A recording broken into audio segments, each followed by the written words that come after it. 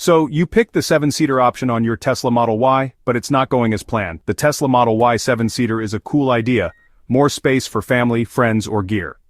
But lately, some owners are running into issues. First, the basics.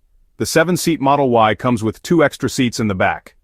But for some drivers, those seats just aren't working. The most common problem? The back row won't fold up or down, or it gets stuck.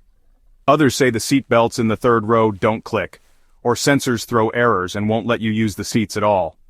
And if you're hoping for lots of legroom, well, the third row is really only comfy for kids.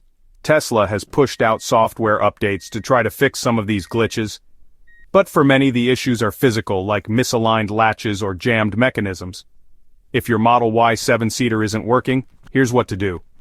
First, check your manual to make sure everything's set up right. Next, try a reset by powering off your Tesla and restarting it. Still stuck? You'll likely need to book a service appointment. Most fixes are covered under warranty.